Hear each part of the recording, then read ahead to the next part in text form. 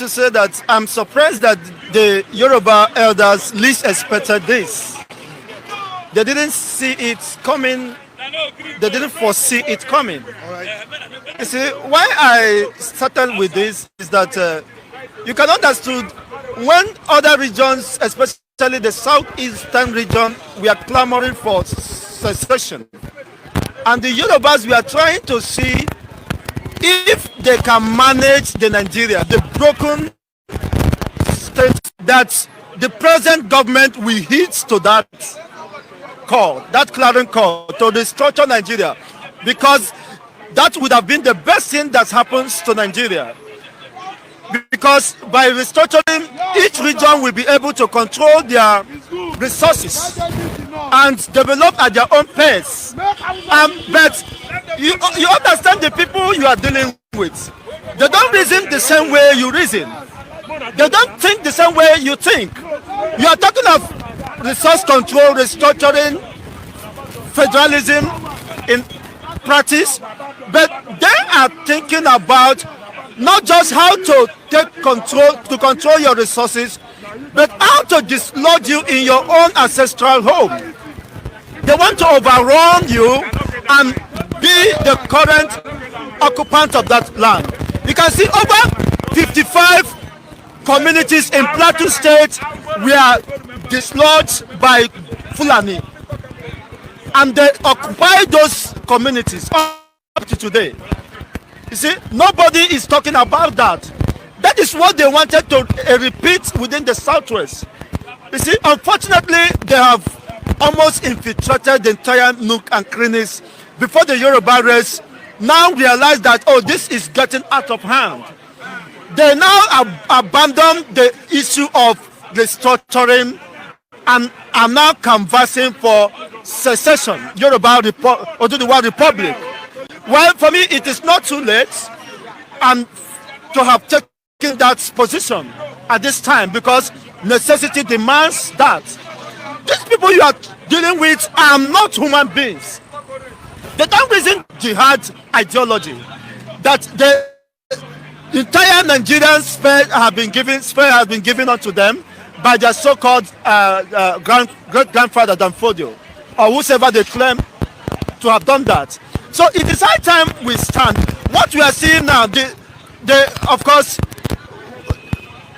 the quick notice is not an end to itself. It could be a means to an end. For me, it is a welcome development. Why? Because it will now say it's no longer the position now that Nigeria has ceased from existence.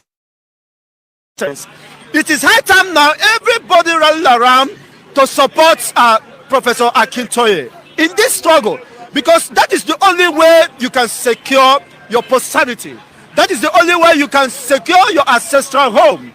That is the only way you can secure the future of the unborn children from the Yoruba race. Otherwise, these people are bent as running you. Look at most of the indigenes of Ogun State are taking, they're scoring for safety. That they are now refugees in Benin Republic, in Cotonou. This is happening and nobody is reporting it. You can see how far this has escalated. We are not one. And by every indication, we can never be one. So it is high time every Yoruba race, whether in diaspora or resident in Nigeria, within this contraction called Nigeria, should come up and support this great movement, because that's the only way you can secure your future. Of course, Biafrans are God ahead of that. And don't you think it is now time for us to debate about our existence, just like what Jack said? That's the former governor of Plateau State. Yeah, the former governor of Plateau State, under his eyes, he saw his 55 communities within the Plateau State being ceded to Fulani, and they are the real occupants of those areas. So now, for him crying foul at this time, it is inconsequential. It is immaterial. Why? Because we have gone beyond this level. What are we negotiating? You see, this has fallen apart. Broken bottle, they say no mequatarism. The only way to go about that is to those broken buckets, because the more you return them, the more it poses greater danger and harm to everyone around. So the best thing, Nigeria is dead. What are you discussing? The best thing you can do to a dead man, to give him that honor. The last honor is to commit him to the Mother Earth. And that is where Nigeria is at this time. So that we can have a rest, so that everybody can move and think the way forward and chart the way forward for their own people. Every nationality or region should have long ago passed this level, surpassed the level we are. We are not even moving. In fact, we have not discovered where we are this time. We are just rigmarole circumventing. You see, sinking more deeper abysmally. So there is no hope for this country. You see, who is the National Assembly that we discuss this? People that tell you that they are not going to amend or restructure the Constitution. You see, under the 1963 Constitution, it's laws and come up with their own security architecture. But that will not, they will not allow. Why? Because they will be dislodged from the center. They will remain irrelevant. The money that they squander on monthly basis will no longer be available for them, because it will be a parliamentary system. You can see the people you think they are your representative are the monsters, are your greatest enemy of progress. They make abject poverty. How could you are representing the people and you have no interests of these people at heart? You know that the only way to move Nigeria forward is to return to 1963 Constitution, which will engender prosperity for all. But you said no. Instead of us doing that, let Nigeria remain where it is, so that you continue to be a beneficiary of this flawed system. And the only way we can get away with these people, if there is a detonation of bomb in Aso Rock, and that is the only way to scare them. Otherwise, the agitation will continue until Biafra become a history. Thank you so much, Chigozie. Right now we have diverse persons and talking about viewers watching from different countries. We have people watching from South Africa, from USA, London, Germany, Italy, Spain. Good morning, Mr. Matthew. Good morning, Mr. Mark. How are you doing? I'm fine. Welcome once again. It's a pleasure. Now, don't you think the war has started with the way, with the look of things? And I don't see the reason why the northern parts, whenever there's an issue bothering the minds of Nigerians, they try to go against it. They try to be an antagonist to current issues that they know is affecting everyone. Why? The reason is not far-fetched. Okay. The reason is because they are the greatest beneficiary of the fraudulent nature of Nigeria, of the faulty foundation Nigeria is standing on.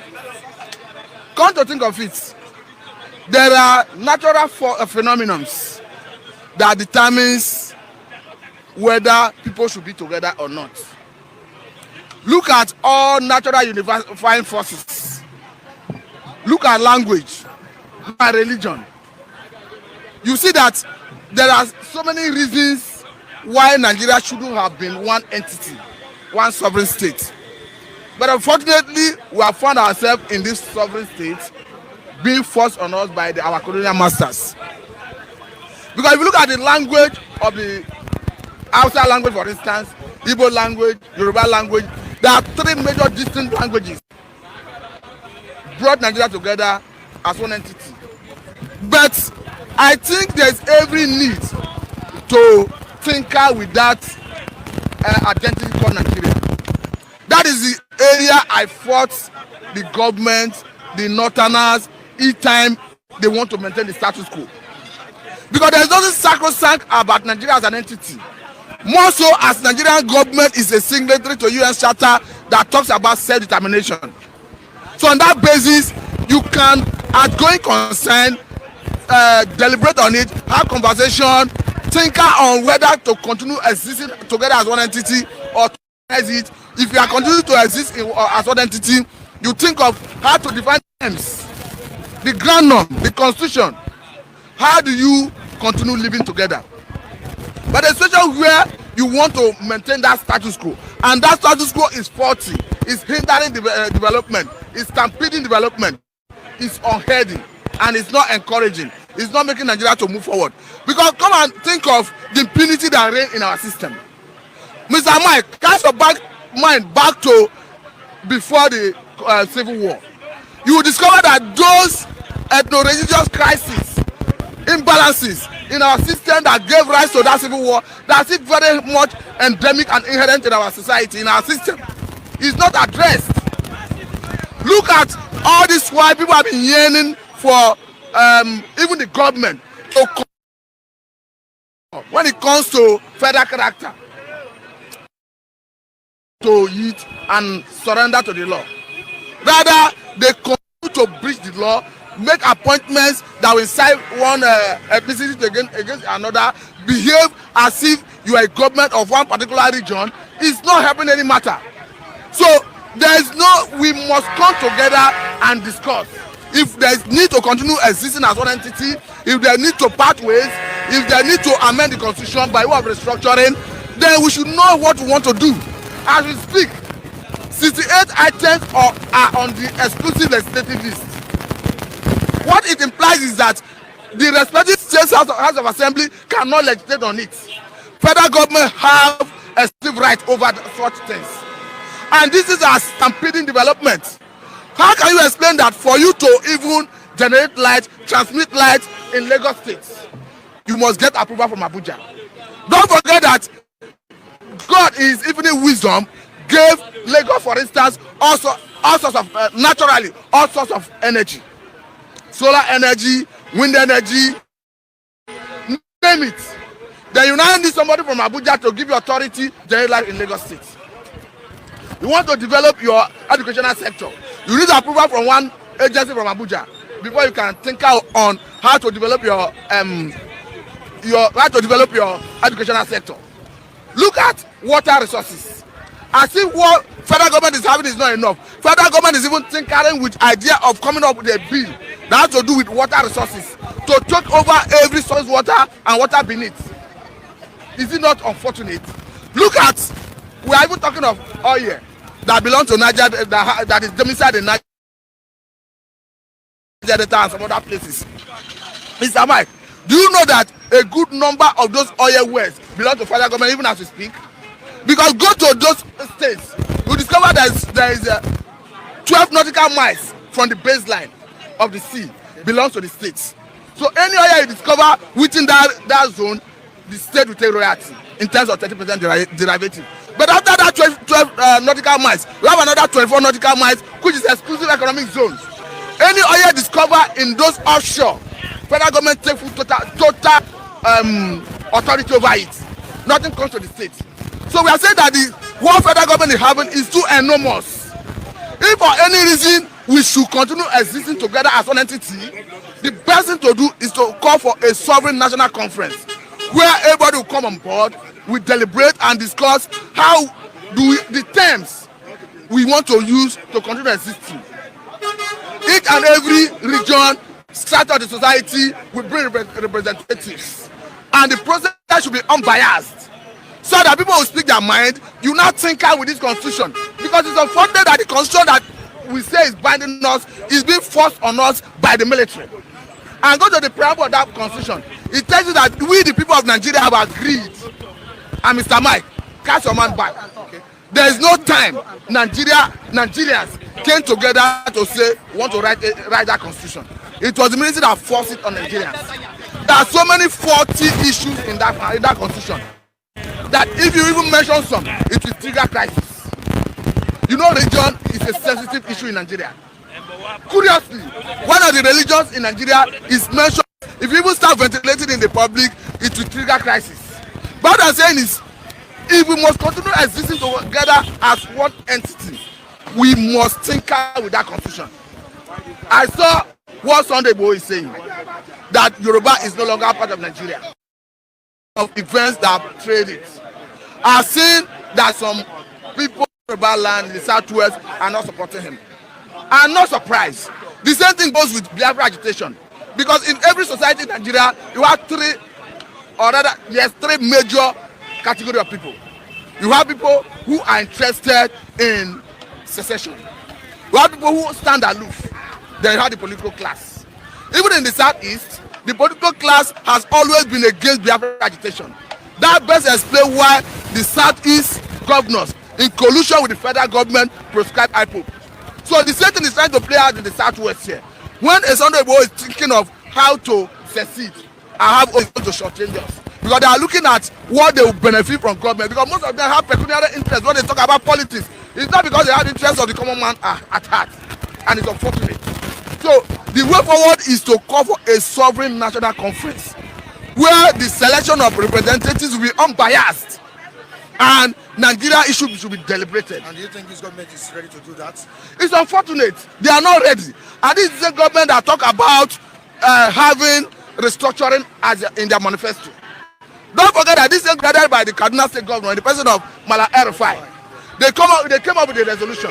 This government has not deemed it fit to address those issues. And recently, even the same Malam El-Rufai came up to a proper solution on how to move Nigeria forward. One of the issues he raised is state police. The second one is to vocalize the judiciary, to allow the states have run independent judiciary. Don't forget that at a point, even Mr. President signed an executive order so that the judiciary could, the money that goes to the judiciary could be a form of front-line charge. So that if it will be deducted from source, like the way they do this FEMA, Federal Road Maintenance Agency, if first land charge, a particular amount is designated and you remove it from source. But even as that executive order has law, the governors went against it and today they have stalled it. So it tells you that they are benefiting from the fraudulent foundation and they will stand against anything that want to restructure it. I want to still remind you of another issue. Look at the state and local government joint accounts. What I'm saying, all state governors, without exception, whether PDP, APC, ABGA, name it, they are all culpable in what I'm saying. I challenge any governor to come out to challenge me on basis of facts. They all go to Abuja through the accountant general of their respective states, collect allocation that belong to the state and the one that belong to the respective local governments, come back to the state, reappropriate what is originally appropriated to the local governments and mismanage it. That best explains the reason most of them do not conduct local government election, governors and the president, because the constitution gives them so much power. So what we are saying is, because of patriotism, We should reject the constitution. yes, we should reject it, we should overhaul it, we should jettison the 40th constitution and have a brand new people-oriented constitution. I wish to do that. The way we should do it is to mount pressure on the government, because we cannot continue, they cannot continue subjecting us to their whim and caprices. It's not acceptable. I don't think if you mount pressure on them, they'll still find a way of bending it. Naturally, to find a way of bending it, they will even turn against us with instrumentality of state. They will even kill us, like what happened in the NSAS. You saw the way they kill Nigerians, and Providence, God is going to destroy them. Because look at the denial after killing innocent citizens at that Lekki toll gate. Look at the revelation that is coming out from people who participated in that protest. Look at the show of shame of Nigerian military. Look at how they have even abruptly pulled out of that panel. And up to today, nobody is willing and ready to question the authority. And it seems the case has even been buried. Technically, I would say it has been buried. Even as the panel is still going on. Why I say it has been buried is that in this country, under this administration, nobody has been able to call the military to order. We have seen instances where they kill policemen, even as Mr. President mandated the former chief of defense staff to set up a panel that indicted the captain and now other soldiers. As we speak, they have not been brought to justice. And the same thing is likely going to happen with this incident that happened at that Lekki toll gate. So all we are saying is that this president is too weak to deal with the military. All right, thank you so much. And he is too weak to deal with his ethnic nationalities, the Fulani. So what they are saying is that So much, very great contribution from. All right. doing? Morning, Mike. I'm too fine. Yeah. You want to greet your people? Yeah. Morning, my viewers and my people all over the world. Good morning or good day or whatever where you are. Happy Obi-Wan family all over the world. I am Mr. Okpara, the new Okokondem in this Second Republic of Biafra, led by Mazi Nnamdi Kanu and his Happy Obi government of Biafra. With the presenter here, Michael, the best presenter in Africa. You call him Michael Adekule, I call him Michael. Michael, thank you for granting me. Long live Republic of Biafra. Long live Republic of Biafra. Long live Republic of Biafra. Hey, Michael, what's going on? Tell me now. Okokondem Yeah. has also come out to give a 72 hours ultimatum to the Yorubas to leave